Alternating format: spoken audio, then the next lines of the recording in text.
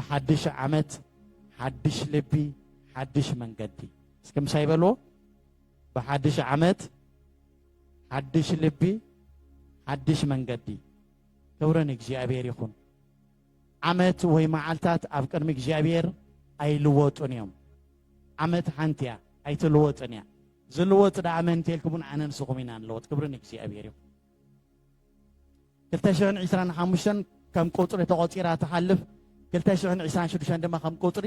ጀሚራ እንኸዳ ዘለና መገዲ ድማ ትኸውን ገና ዘይተወደአት ዓመተ ምህረት ንብላ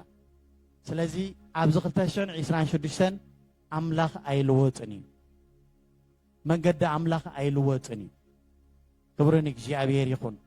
ልቢ ናትና መገዲ ናትና ግን ንሕና ኢና ንልውጦ ኣሜን ንሕና ግን መገድና እንታይ ንገብር ነማዓይሽ ንሕና ግን እንታይ ንገብር ልብና ንልውጦ ክብርን እግዚአብሔር ይኹን ተዘይኮነ ናይ እግዚአብሔር ዓመት ይለውጡ ዘለዎ ዓመት ኣይኮነን ክብርን እግዚአብሔር ይኹን ስለዚ ሎሚ ንሪኦ ሓሳብ ተሎ ሓድሽ ልብን ሓድሽ መገድን ነዚ 2026 ዓመት እንሪእየሉ ዓመት ክብርን እግዚአብሔር ስለዚ ንሕና ኢና ልብና ንቕይር ንሕና ድማ ኢና ምስ እግዚአብሔር መገድና ንዕርን ነጣጢሖም ክብርን ኣምላኽ ይኹን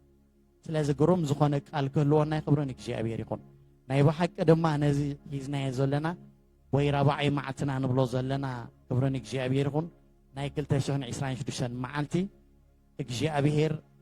ግሩም ዝኾነ ቃል ከስተምረና ክብርን ኣምላኽ ይኹን ክብሪ ድማ ንዑ ይኹን ክብርን እግዚአብሔር ይኹን ሓድሽ ዓመት ሓድሽ ልቢ ሓድሽ መንገዲ ክብርን እግዚአብሔር ይኹን ቀዳማይ ቆሮንቶስ 5:17 ዘሎ ሓሳብ ክንርኢና ቀዳማይ ቆሮንቶስ 5:17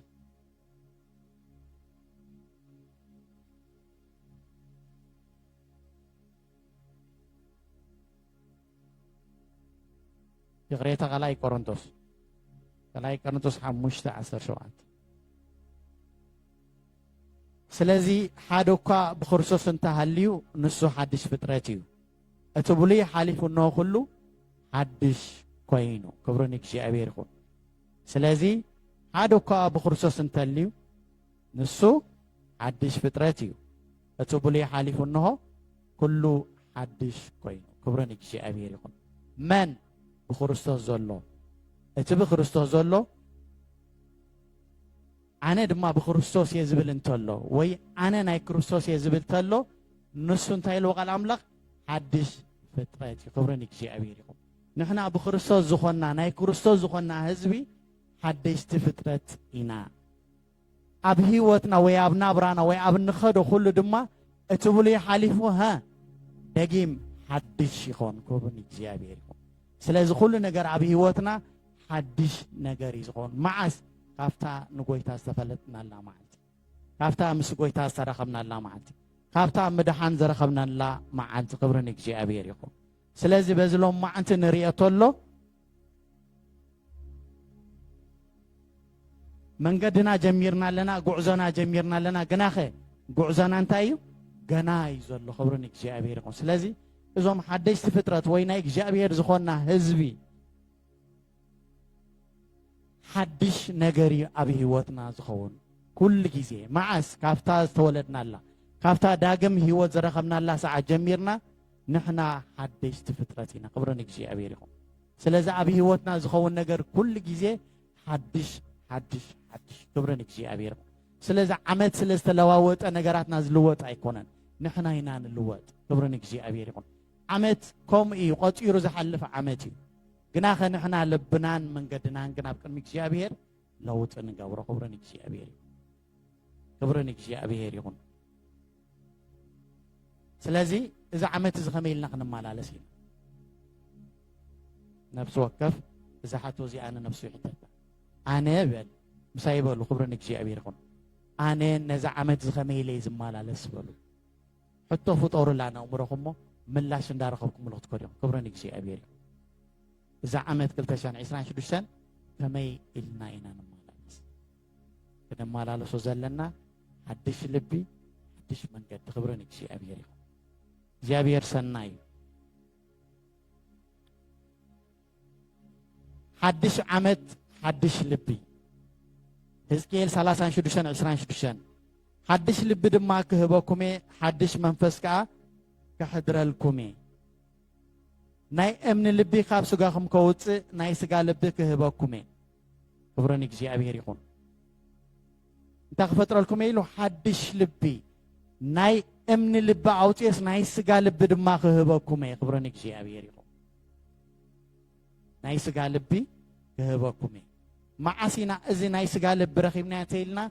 እታ ንኢየሱስ ክርስቶስ ተቀበልናላ መዓልቲ ናይ እምኒ ልቢ ውፅኡ ጎይታ ኢየሱስ ናይ ስጋ ልቢ እትልና ክብረን እግዚአብሔር ይኹን ስለዚ ሎሚ እዚ ልቢ እዚ ናይ ስጋ ልቢ ክዕረ ዘለዎ ናይ እምኒ ልቢ እንድሕር ደርቢና ንብል ኣለና ኮይና ናይ ስጋ ልቢ ኣብ ውሽጥና ኣሎ እዛ ናይ ስጋ ልቢ ዝፈጠረልና ክርስቶስ ከመይ ኢልና ኢና ነዛ ናይ ስጋ ልቢ ድማ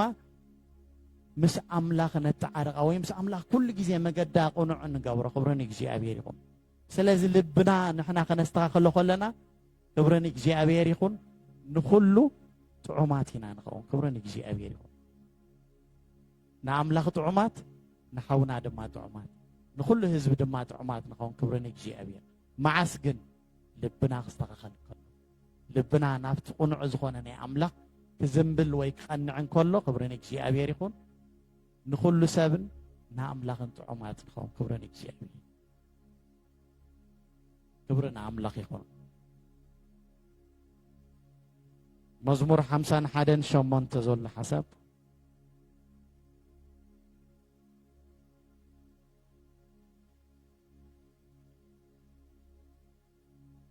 መዝሙር 51:8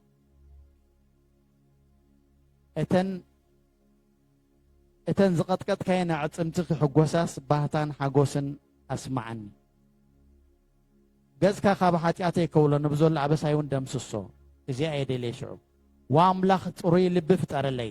ጽኑዕ መንፈስካ ኣብ ውሽጠይ ሓድስ 51:10 ዘላ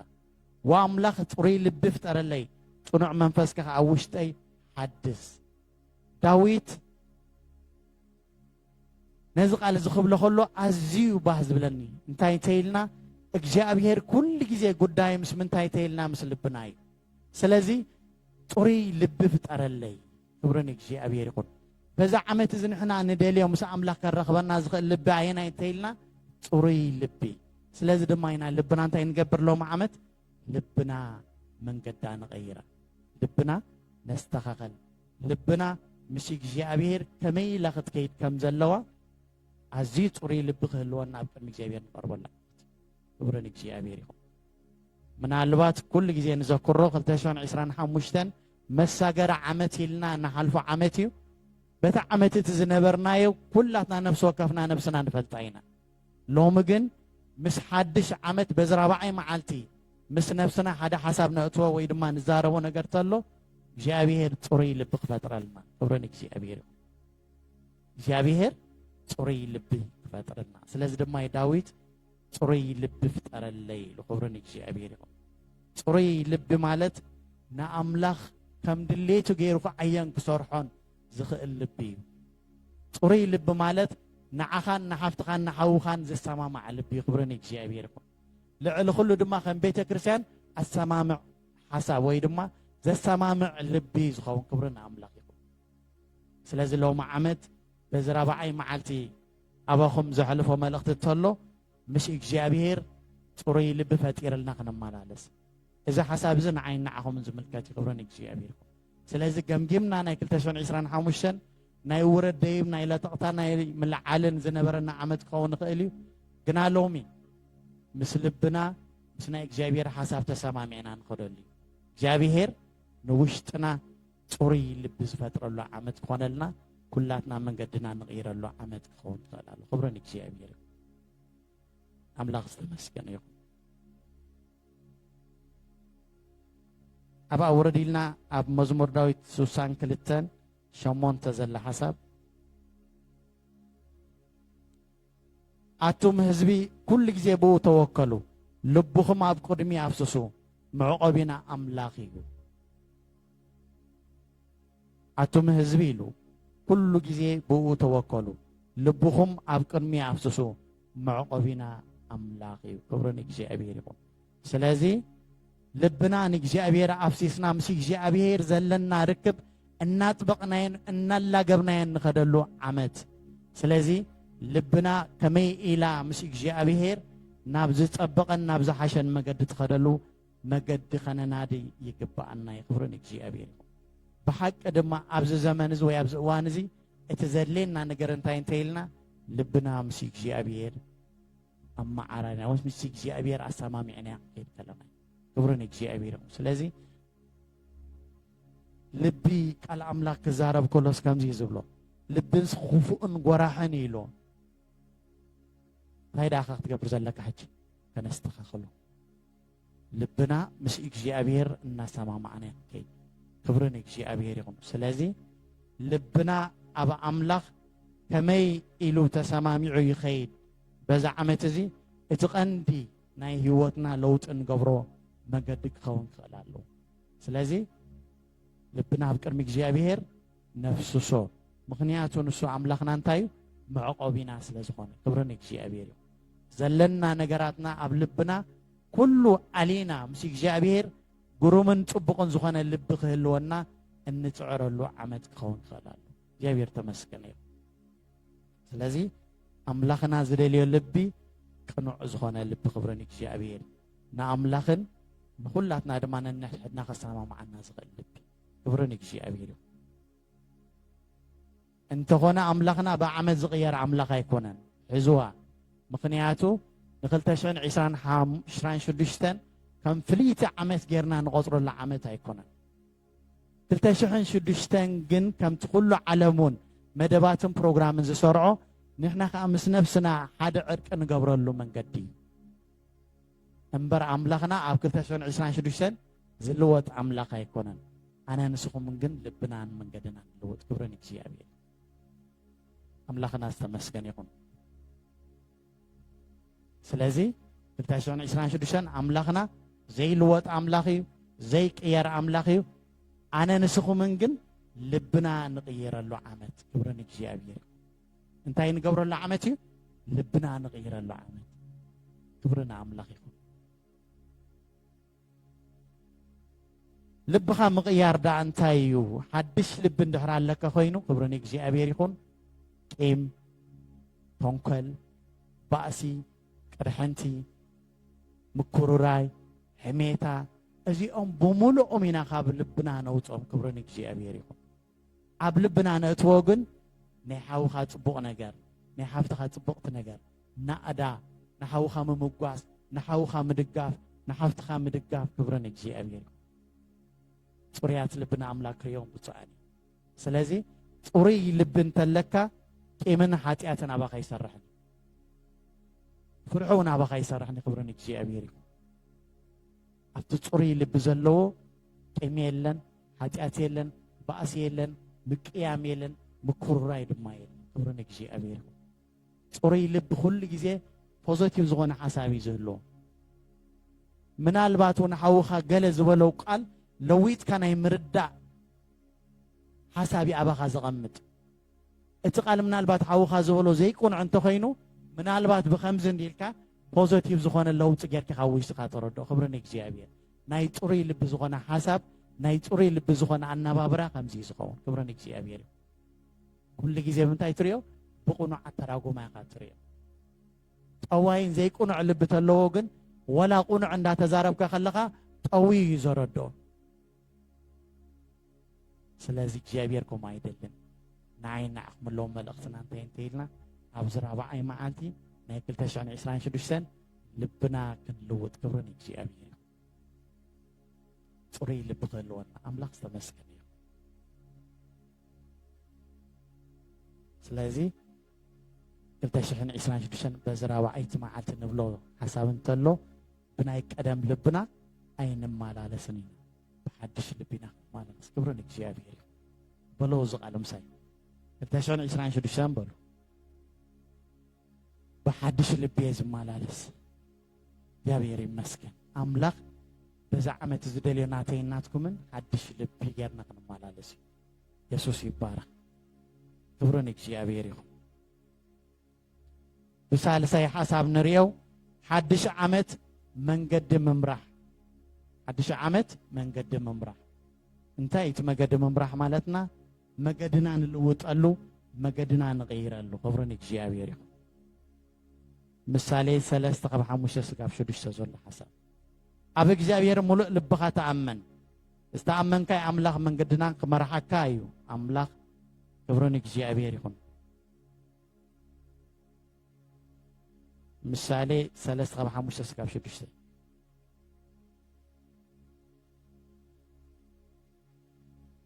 ምሳሌ 3:5-6 بملء لبخا بإجابير تأمن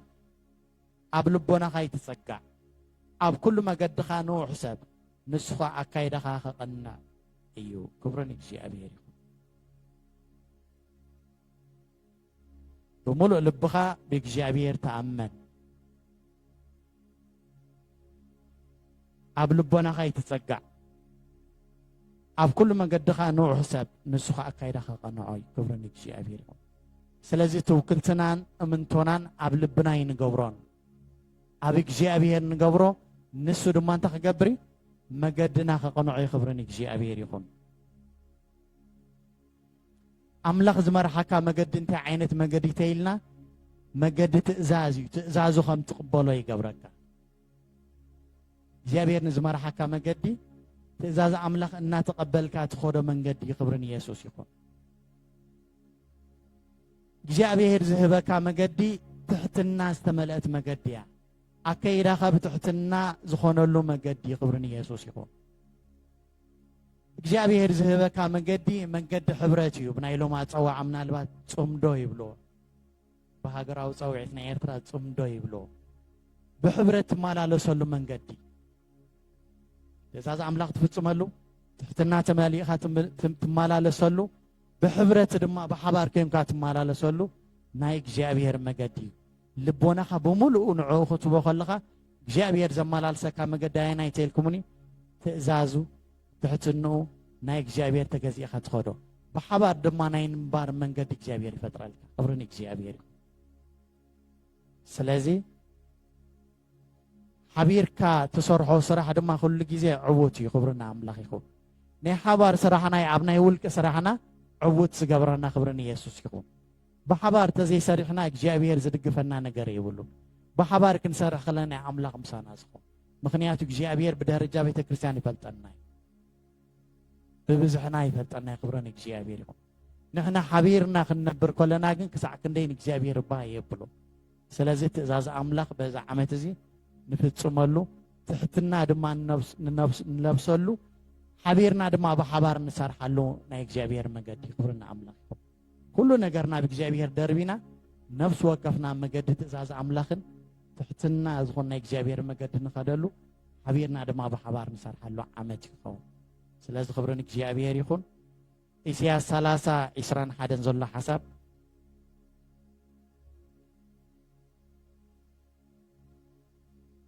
إسياس 30:21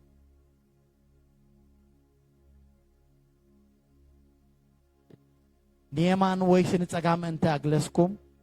أذنك إزيا أيا أنت مجد تمجدي با تمالا لزبل قال عبد حريقا سمعك إيك سمع إيان يجي ما خنبو نيمان وين تسقام أنت أجلسكم أذنك إزيا أيا تمجدي با تمالا لزبل قال عبد حريقا سمعك إيان تايز بلنا زلو تزاز أملاخ نيمان وين تسقام دمت الناس مع خادم ألقس زبلك دمت أنت متيو كينو تدمت تمسجن قال أملاخ يمتو ما مجد خان تاي جبريلو يقنعو نسو كمال سكاي خبرني እግዚአብሔር سلازي ناي እግዚአብሔር تزاز إن حلنا نمالالو سلو مجد أملاخ خبرني እግዚአብሔር يكون سلازي بزع عمت زي ناي እግዚአብሔር مجد زخونه ناي እግዚአብሔር طرح نسمعلو ويدما ننبرو نابرا ناي كلتشان 26 قند وسانينا كون خبرني እግዚአብሔር مجدنا بقدم እግዚአብሔር እንታይ እንገብረሉ ኣቕኒዕና ንመላለሰሉ የማን ወይ ጸጋም ዝወስድ መንገድታት እንተሃለው ነቲ ናይ እግዚአብሔር ዝኾነ ሓሳብ ወሲድና ግን መገድና ኣቕኒዕና ንኸደሉ መገዲ ክኸውን خبرني እግዚአብሔር ለዚ 2026 እንሪኦ ሓሳብ ተሎ በዚ መገዲ ዝኽንመላለሶ እግዚአብሔር ይደሊ ሁሉ ግዜ ዝደግማ ግን ወይ ደጋጊመ ዝብለኩም 2026 ከም ኩሉ ዓመት ዝቆፀረ ዓመት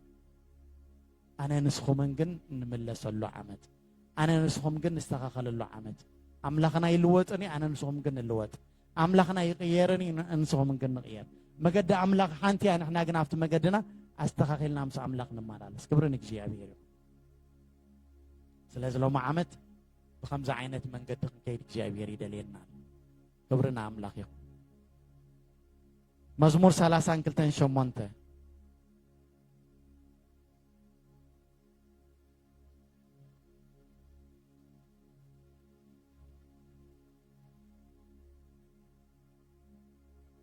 أنا كمهركا نتا أتخذ لا مجدد ما خريكاي عيني نبخا بلونن كمهركاي كبرنك جابير يكون أنا كمهركا نتا أتخذ لا مجدد ما خريكاي عيني نبخا بلون كمهركا إيه كبرنك جابير يكون سلازي جابير أملاك نتخن كدلا ندل مجدي نسون تايجبري يستمهرنا يمخرنا يخبرنا እግዚአብሔር ይሁን نحنا እኮ መንገድና خزنبل انت ደለ እግዚአብሔር ግን ናፍቲ ቁኑዕ ዝኾነ መገድ ወይ ናፍቲ ቁኑዕ ዝኾነ አካይዳ ይመልሰና ይخبرنا እግዚአብሔር ይሁን ስለዚህ በተና እግዚአብሔር ዝኾነ መንገዲ በቲ ቁኑዕ ዝኾነ መገድ መታን ክንማላለስ نحنا መገድና ደው ኢልና ንሪኤሉ ዓመት ይخبرنا እግዚአብሔር ይሁን አይና ይትና እግዚአብሔር ቁኑዕ መገድልና በቲ ቁኑዕ መገድ ንኸደሉ ምናልባት ብዙሕ መንገድታት ቀራናዊ ስጣዊ መንገድታት ክህልው ይኾኑ እሱና እግዚአብሔር ዝኾነ መንገድ ግን ኣነ ንእስኹምን ንሱ ድማ ጎይታ ኢየሱስ ይኽብርን እግዚአብሔር ብኡ ክንመላለስ ኣምላኽ ይደልየና ስለዚ በዛ ዓመት እዚ ኣብ ህይወትና እንደልየ ነገር ተሎ ናይ እግዚአብሔር ዝኾነ መንገዲ መምራጽ ናይ እግዚአብሔር ዝኾነ መንገድና ኢልና ክንከዶ እግዚአብሔር ይደልየና ክብርን እግዚአብሔር ኣምላኽ ይመስገን ስለዚህ ልብና ብቅድሚ እግዚአብሔር ነቕንዖ መገድና ድማ ምስ እግዚአብሔር ነቕንዖ ነዚ ክንገብር ተኾይና ናይ መወዳእታ ንገብሮ ነገር ተሎ ውሳኔና ድማ ከነፍልጥ ክንክእል ኣለና ክብርን እግዚአብሔር ውሳኔ ሓድሽ ውሳኔታት ወይ ድማ ሓድሽ ውሳኔ ኣብ ጎይታ ሓድሽ ውሳኔ ኣብ ጎይታ ክንገብር ክንክእል ኣለና ክብርን እግዚአብሔር ይኹን ኢያሱ 24:15 ስለዚህ ውሳኔታትና ድማ ከነፍልጥ ክንክእል ኣለና ክብርን እግዚአብሔር ይሁን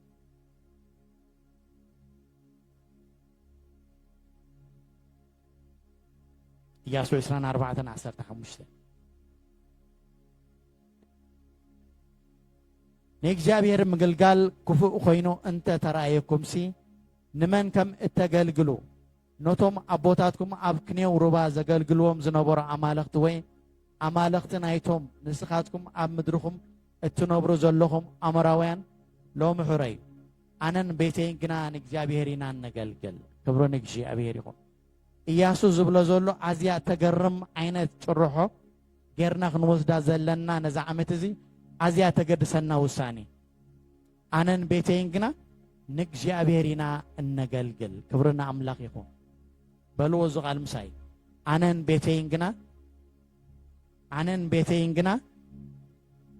ቤተይን ግና በልዎ ዝቓል ምሳይ ተኾንኩ ትፈርሖ ንእግዚአብሔር ኢና ነገልግል ስለዚ ኢያሱ ዝብል ዘሎ እንታይ እዩ ኣነን ቤተይን ግና ንእግዚአብሔር ኢና ነገልግል ንስኻትኩም ምናልባት ኣቦታትኩም ዘምልኽዎ ኣምልኾ ነይሮም ጣዖት እዮም ዘምልኹ ነይሮም ኣማልኽቲ እዮም ዘምልኹ ነይሮም እዚ ኩሉ ገዲፉ ግን ኢያሱ ፍልይ ብዝበለ ሓሳብ እንታይ ዝብል ዘሎ ኣነን ቤተይን ግና ንእግዚአብሔር ኢና ነገልግል ስለዚ ውሳኔና በዚ 2026 እንታይ ክኸውን ተይልና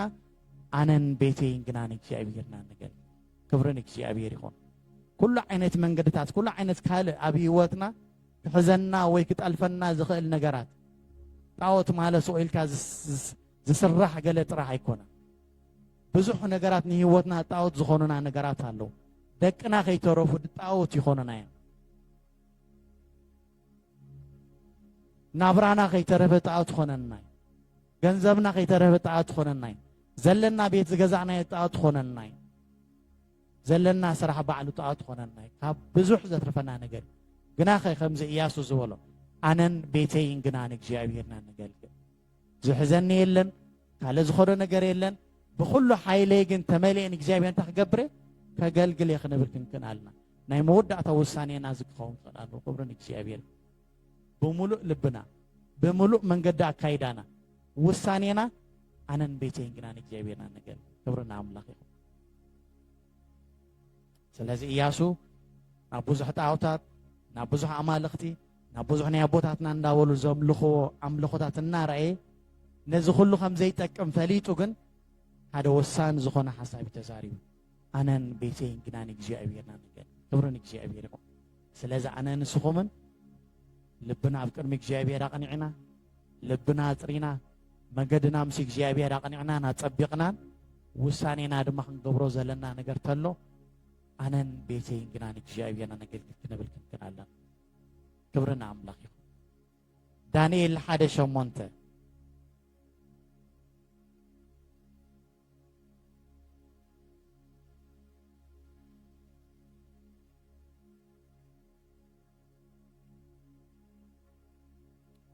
ዳንኤል ግና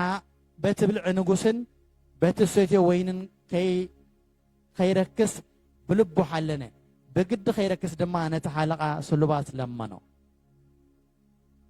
ስለዚ እንታይና ክንገብር ዘለና ብልብና ክንሕልን ኣለና ዳንኤል ብልዕ ንጉስ ይኹን መስተ ንጉስ ይኹን ወይን እንዳ ንጉስ ይኹን ከይለክስ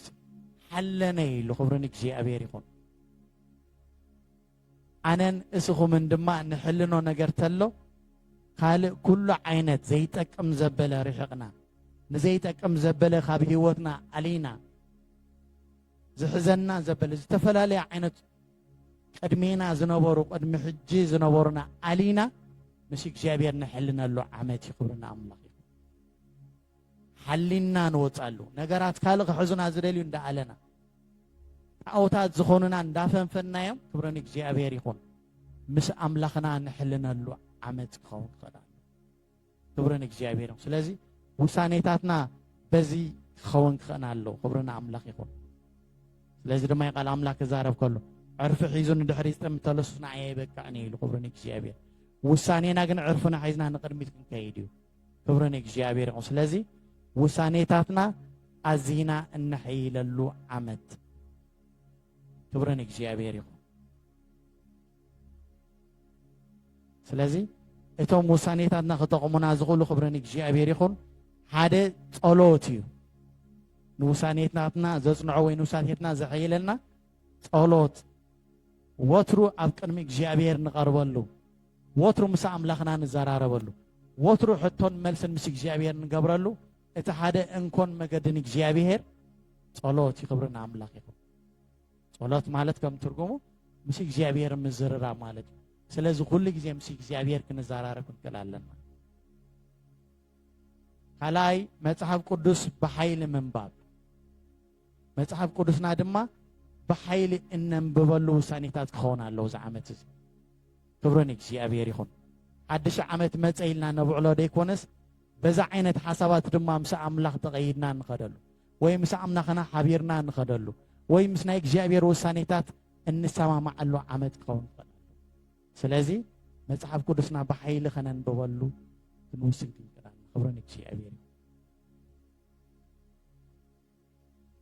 ቤተ ክርስቲያን ብሕብረት ተዓየሉ ዓመት ክኸውን ይኽእል ኣሎ ዝሓበረ ሓፋሽ ዓጋት የብሉን ይብሉኻ ክብርን እግዚአብሔር ይኹን እንተ ሓቢርና ጥራይና ክንዕወት ሓቢርና ጥራይና እንታይ ክንከውን ንኽእል ብሓደ መንገድናን ጉዕዞናን ጌርና ኣብ ዓወት ክንበፅሕ ንኽእል ናይ ውልቂ ዝኾነ ዓወት ናይ ሓባር ዓወት ክኸውን ኣይክእልን ናይ ሓባር ዝኾነ ዓወት ግን ናይ ውልቂ ዓወት ክኸውን ይኽእል ክብርን እግዚአብሔር ስለዚ ብሓባር ኮይንና ንሰርሖም ስራሓት ክህልውና ክኽእሉ ኣለዎ ነፍሲ ወከፍ ሰብ ነፍሱ ርእዩ በዛ ዓይነት ንብሎ ዘለና ሓሳባት መምላስ ገይሩ እቲ ክኾኖ ዝግብኦ እቲ ክርከበሉ ዝኽብኦ ናይ ሕብረት መንገዲ ክኣቱ ክኽእል ኣሎ በበይንና ንኸደሉ ካብ ሕጂ ብዛ ዓመት ዘይከሉን ክብርን እግዚአብሔር ብሕብረት ተማሊእና ተወሳሲኽና ንኸዶ ክኸውን ይኽእል ኣሎ ክብረን እግዚኣብሔር ኣምላኽ ዝደለየ ነገር ተሎ ከዓ ብሕብረት እዩ ምክንያቱ ብሓደ ዓይኒ ብሓደ ፍንጫ እዩ ብሓደ እዝኒ ብሓደ ድማ መልሓስ ኣፍ ክኸውን ይኽእል ኩላትና ተማላሊና ግን ኣብ ሓደ ክፋል ርእስና ንቕመጥ ኢና ንኾን ክብረን እግዚኣብሔር ብሓባር ድማ ነቲ ሓባራዊ ዝኾነ ዕዮ ንዓዮ ናይ ነብሲ ወከፍና ዓወት ድማ ብኡ ክኾነልና ክብረን እግዚኣብሔር ስለዚ ከም ቤተ ክርስቲያን ድማ ብሓባር ንሰርሐሉ ዓመት እዩ ነብሲ ወከፍና በዚ መንገዲ እዚ ጌርና ንነብስና ክንቃንያ ነብስና ከነዳልዋ ክንክእል ኣለና ክብረን እግዚኣብሔር ቅንኣት ቤትካ በላዓኒ ኢሉ ክብርና ኣምላኽ ይኹን ንምንታይ ንምዕያይ ንምንታይ ንምስራሕ ንምንታይ ንምፅራይ ነታ ቤተ ክርስቲያን ክብረን እግዚኣብሔር ስለዚ ብሓባር ኮይና ንሰርሖ እቲ ናይ ሓባር ዝኾነ ዓወት ኣብ ነብሲ ወከፍና ድማ ብልክዕ ዓወት ከም ዘምፃልና ክንፈልጥ ንክእልና ክብረን እግዚኣብሔር እዩ እቲ ብራብዓይ ንሪኦ ሓሳብ ኣብቲ ውሳኔታትና ብቅድስና እንመላለሰሉ ዓመት ክብርና ኣምላኽ ብቅድስና እንመላለሰሉ ዓመት ክኾነልና ድማ ኩላትና ክንፅዕር ወይ ድማ ውሳኔና ክንገብሮ ክንክእልና ኣለና ክብረን እግዚኣብሔር ኣምላኽ ዝተመስገነ ይኹን ስለዚ እግዚኣብሔር ኣምላኽ በዛ ዓይነት ሓሳባት በዛ ዓይነት መንገድታት ክንከይድ ናይ ነብሲ ወከፍና ኣብ ሂወትና ክንገልጾም ወይ ድማ ከነሪኦም ወይ ድማ ክንላማመዶም ዘለና ነገራት እዮም ክብረን እግዚኣብሔር ስለዚ ከምታ ዝሓለፈት ኮይና ኣይንመላለስን ኢና ክብረን እግዚኣብሔር ኣብዚ ራብዓይ መዓልቲ ናይ 2026 መዓልቲ ንነብስና ወይ ድማ ንሂወትና ንነግሮ ተሎ በዛ ሓሳብ እዚ ብሓድሽ ልቢ ብሓድሽ መንገዲ ብውሳኔታትና ድማ ብምሕዳስ ክብርና ኣምላኽ ይኹን እግዚኣብሔር ድማ ብልክዕ ይኣምነ ተስፋን በረኸትን ኣብዚ ሓድሽ ዓመት ከም ዝህበና ክብረን እግዚኣብሔር ይኹን ስለዚ ተስፋን በረኸትን ድማ ኣለና በዛ ዓይነት ንብሎም ዘለና ሓሳብ ተተመላሊስና እግዚኣብሔር በረኸቱ ኣባይና ባኹምን ክለቅቕ እዩ ክብረን እግዚኣብሔር ይኹን ኤርምያስ 29:11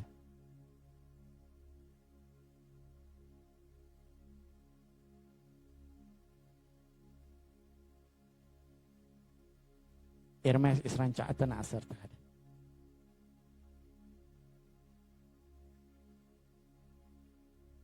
ኣነ ዝሓስበልኩም ዘለኹ ሓሳብ እፈልጦ እየ መፈፀምታን ተስፋን ክህበኩም ሲ ሓሳብ ደሓን እምበር ናይ ክፉ ኣይኮነን ይብል እግዚኣብሔር እዛ ዓይነት ለውጢ ወይ ድማ እዛ ዓይነት ኣካይዳ ኣብ ሂወትና እንድሕር ኣምፂና ኮይንና ክብረን እግዚኣብሔር ይኹን እግዚኣብሔር ዝሓስበልና ሓሳብ ከምዚ ክኸውን ናይ ፅቡቕ እምበር ናይ ክፉ ኣይክኸውን ብርግፅ ክብረን እግዚኣብሔር መዓስ ግን በዛ ዓይነት ቅኒት ንሂወትና ክንቃንያ ከለና በዛ ዓይነት ኣካይዳ መንገድና ክንዕርዮ ከለና በዛ ዓይነት ልቢ ንልብና ክንልውጦም ከለና ክብረን እግዚኣብሔር ይኹን ኣምላኽ ድማ ኣብ ሂወትና ዛ ዓይነት ተስፋታት ኣለዉ ዝሓስበልና ሓሳብ ሰናይ ፅቡቕ መፈፀምታ ድማ ኣለዉ ክብረን እግዚኣብሔር ይኹን ኢየሱስ ይባረኽ ሮሜ 8:28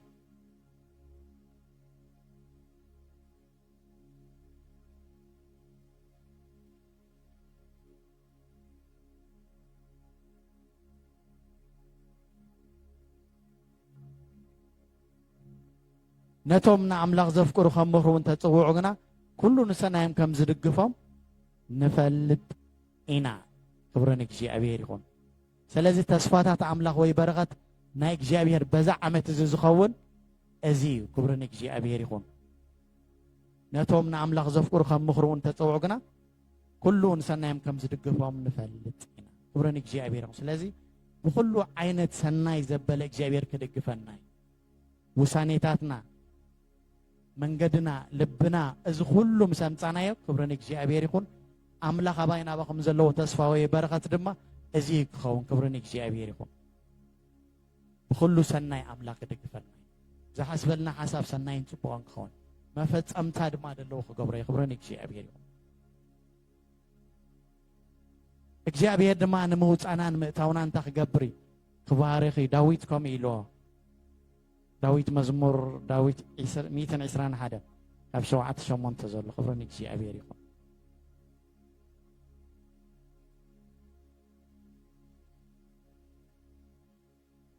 እግዚኣብሔር ካብ እከይ ዘበለ ክሕልወካ ነብስኻ ክሕልዋ እዩ እግዚአብሔር ካብ ሕጂ ንዘላለም ውፃኻን ምታውካን ክሕሉ ይኽብረን እግዚአብሔር ይኹን ተስፋታት አምላኽ ወይ በረኸት አምላኽ ድማ እዚ ይኸውን መዓስ ግን ናይ ለውጢ ውሳኔታት ምስ ገበርና መዓስ ግን መንገድና ምስ ኣቕናዕና መዓስ ግን ልብና ምስ ኣፅረና መዓስ ግን ልብና ምስ እግዚአብሔር ምስ ኣሰማማዕና መዓስ ግን መንገድና ምስ እግዚአብሔር ምስ ኣሰማማዕ ክብረን እግዚአብሔር ውሳኔታትና ድማ ምስ ወሰና እግዚአብሔር አባይና አባኹምን ዝገብሮ ተስፋ ወይ በረኸት ተሎ እዛ ዓይነት በረኸት ምእታውናን ምውፃእናን እውን ሰናይን ፅቡቕን ክኸውን ክብረን እግዚአብሔር አምላኽ ዝተመስገን ይኹን ኣብ መወዳእታ በዛ ዓመት እዚ ክብረን እግዚአብሔር ይኹን ኩሉ መንገድና ንእግዚአብሔር ክንህቦ ኢና ስለዚ በዛ ሓድሽ ዓመት ድማ እግዚአብሔር ንመንገድታትና ሰናይ ፅቡቕን ክገብሮ ይኽብረን እግዚአብሔር ይኹን መዝሙር 37:5 መገድኻን እግዚአብሔር ኣማዕቕቦ ኣብኡ ተወከል ንሱውን ከስልጠልካይ ክብረን እግዚአብሔር ይኹን ስለዚ መገድና ብምሉኡ ንእግዚአብሔር እንድሕር ኣማዕቂብናዮ ኣብ እግዚአብሔር ተወክልትና እንተጌርና ክብረን እግዚአብሔር ይኹን ኩሉ ነገርና እግዚአብሔር ከቕናዓልና ክብረን እግዚአብሔር ይኹን ኩሉ ዓይነት መንገድታትና እግዚአብሔር ተኽገብሮ ከቕናዓልናን ከስልጠናን ከከናውነልናን ክብረን እግዚአብሔር ይኹን ኢየሱስ ይባረኽ ክብረን እግዚአብሔር ይኹን ስለዚ በዛ ዓመት እዚ እዛ ዓይነት ኣካይዳ እንድሕር ከይድና ብርግፅ እግዚአብሔር ከምቲ ዝበሎ ከይፈፀሙ ሱቕ ኣይብልን ክብረን እግዚአብሔር ይኹን ኣምላኽ ኣይልወጥን እዩ ኣምላኽ ብሓድሽ ዓመት ኣይቅየርኒ ኣነ ንስኹም ልብና ምቕያር ኣድልየና ኣነ ንስኹም ግን መንገድና ምልዋጥ ኣድልየና ኣነ ንስኹም ግን ውሳኔታትና ምስ ኣምላኽ ከነሐድስ የድልየና ክብረን እግዚአብሔር ይኹን ስለዚ በዛ ዓመት እዚ በፍጹም ብፍርሒ ንመላለስ ኢና ክብረን እግዚአብሔር ይኹን በፍጹም ድማ ብሓጢኣት ኣይንመላለስን ኢና በፍጹም ድማ ብዘይ ኣምላኽ ኣይንመላለስን ኢና ክብረን እግዚአብሔር ይኹን እዛ ዓይነት ውሳኔታት ጥራይ ኣብ ህይወትና ንወስን እዛ ዓይነት መንገድታትና ጥራይ ኣብ ቅድሚ እግዚአብሔር ንረኣየሉ እምበር እግዚአብሔር ዝሃቦ ተስፋ እግዚአብሔር ዝበሎ ቃል ኣብ ህይወትና ግድን ክፍፅሞ ይኽብረን እግዚአብሔር ተስፋን በረኸት ናይ እግዚአብሔር ኣምላኽ በዛ ዓመት እዚ ከይረኸብናዮ ሱቕ ኣይንብል ኢና ክብረና ኣምላኽ እዩ ኢየሱስ ይባረኽ ስለዚ በዛ ዓመት እዚ ከምኡ ክኸውን በቲ እግዚአብሔር ዝደልዮ መንገድታት ተመላሊስና በቲ እግዚአብሔር ዝደልዮ ልብታት ተመላሊስና በቲ እግዚአብሔር ዝደልዮ ውሳኔታትና ሓዲስና እንተኸይድና ክብረን እግዚአብሔር ይኹን ኣምላኽ ድማ ብርግፅ እየ ዝብለኩም ዘለኹ ተስፎኦም በረኸትን ኣባይን ኣባኹም ክኸውን ክብረን እግዚአብሔር ይኹን ደጓዕ ኤርምያስ 3:22-23 ደጓዕ ኤርምያስ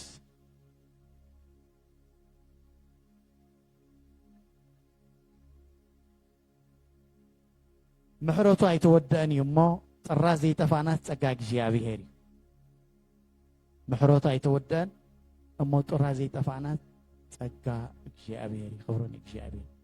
ነዛ ዕለት እዚኣ ክንረግፃ ወይ ነዛ ዕለት እዚኣ ክንበፅሓ ወይ ነዘለናይ ሃዋህው እዚ ህላውነት ኣምላኽ ኣባና ወይ ድማ ናይ እግዚአብሔር ምሕረት ናይ እግዚአብሔር ደገፍ ናይ እግዚአብሔር ፀጋ ስለ ዝበዛሓልና ኢና ደው ኢልና ዘለና ክብረን እግዚአብሔር ይኹን ስለዚ ኣምላኽና ብልክዕ ኣባይን ኣባኹምን በዛ ዓመት እዚ ጥራይ ንሕና ከምዚ ቃል ዝበሎ ከምኡ ጥራይ ንኽነሉ እምበር እግዚአብሔር ኣባይን ኣባኹምን ሓድሽ ነገር ከይገበረ ሱቕ ኣይብልኒ ክብረን እግዚአብሔር ይኹን ብልክዕ ኣምላኽ እንታይ ኣሎ ወይ ሓድሽ ነገር ኣሎ ክብረን ኢየሱስ ይኹን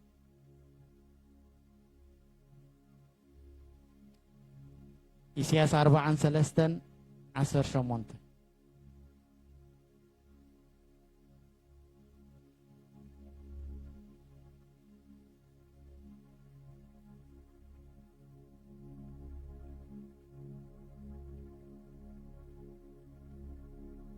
ነቲ ቀደም ዝነበረ ኣይትዘክሩ ነቲ ናይ ጥንትኻ ኣይትሕሰቡ እነሆ ሓድሽ ነገር ክገብር እየ ሓድሽ ትበቁል ኣላ ኣይተለልይዋን ዶ ኢኹም እወ መገዲ ኣብ በረኻ ወሓይዝ ድማ ኣብ ምድረ በዳ ክገብር እየ ክብረን እግዚአብሔር ናይ ዝብለና ዘሎ ብጥቕላል ናይቲ ሓሳብ ሓድሽ ነገር ክገብር ይብል ኣሎ እግዚአብሔር ነቲ ቀደም ዝነበረ 2025 ክትብልዎ ትኽእሉ ኢኹም ካብዛ መዓልቲ እዚኣ ቅድሚ ዝነበረ መዓልትታት ክትብልዎ ትኽእሉ ኢኹም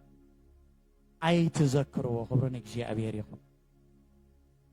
ናይ ጥንቲ እውን ናይ ቀደም በፍጹም ኣይትሕሰቡ እነሆ ሓድሽ ነገር ክገብር ሕጂ ትበቆላላ ኣይትርእይዋን ዶ ክብሪ ንእግዚአብሔር ይኹን ስለዚ እግዚአብሔር በዛ ዓመት እዚ ኣብ ህይወትና ሓድሽ ነገር ክገብር ዝሓለፈ ዓመት እናዘከርና ነስቆርቆረሉ ዝሓለፈ እዋናት ናይ ጥንቲ ኩሉ እናሓሰብና እንበኸይሉ ነልቅሰሉ በፍጹም ኣይክኸውንን ክብሪ ንእግዚአብሔር ነዚ ብምሉእ ረስዕዎ ብለና ኣሎ ክብሪ ንእግዚአብሔር ይኹን ጽሑፍ ክዛረቡን ከም ኢሉ ንሓጢኣትኩም ኣብ ምርሳዕ ባሕር ደርቤየ ኢሉ እግዚአብሔር ስለዚ ዝሓለፈ ዓመት ብብዙሕ መንገዲ መፂና ክንከውን ንኽእል ኢና ببزح نجارات متينا هنكونين بمورادن بمديابن بمحيالن بمرتع بمدخامن بمجياين متينا هنكون خلينا نازب مولو أنت أكبر رسعوا خبرنك جي أبير أملاخ حدش نجار الله خبرنك جي أبير أملاخ حدش نجار الله قال يخامز بزلو تنبيتها وقال ماي بز عمت زيك جي أبير حدش نجار الله كمتين إحنا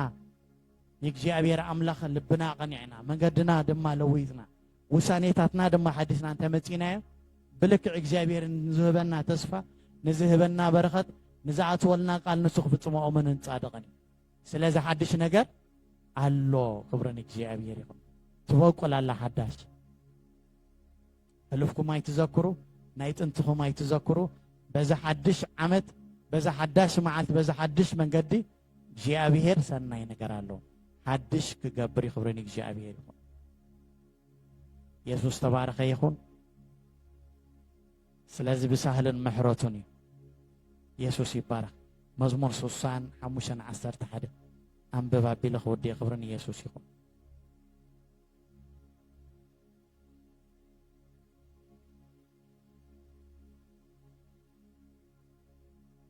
ንዓመት ብሳህልኻ ትኸልላ ኣሰርካ ስብሕ የንጠብጥብ نعمت بسالخة تخللا أثر كسبحين تبتب زحلف عمت جابير بسهليو جابير بمحراتيو جابير بدقفناتيو جابير بناتو محراتن تسقاني حليفنا خبرنك جابير يكون صباح حداشا خبرنا أملاخ يكون صباح أنا جابير نتصبح زدالو نقرنا عين عقما سناي نقر الله زحسب لنا حساب نسو تصبغي خبرنك جابير ما فات أمتاد مالو خبرنا أملاخي سلازع بحدش عمت نحنا عينا غلوت زلنا حساباتين مدمدا أبو حدش عمت أنا نسخو من كل لوت علينا أملاخي يلوتني من قد أملاخ دم يلوتني أنا نسخو من لبنا نلوت أنا نسخو من قدنا نلوت أنا نسخو من وسانيتاتنا نحدث جاء به الدم عمني تصفون بركاتون كلك غير እግዚአብሔር አሞኒ ሐድሽ ነገር ድማ ክገብር ይኽብረኒ እግዚአብሔር ይኹን ድልዋት ዲኹም አምላኽ ያዊ እግዚአብሔር መሐሪ ይኽብረኒ እግዚአብሔር ይኹን እግዚአብሔር ዘዳለወልና ነገር አለው ነዚ ሐድሽ ዓመት ሐድሽ ነገር አለው ክብረኒ እግዚአብሔር ጥራሕ ንሕና ከምቲ አምላኽ ዝደልዮ ከምኡ ንኹነሉ ክብረኒ እግዚአብሔር ኩላትና ሓፍከ ንብል ኢና ንኣምላኽና ንምስጋን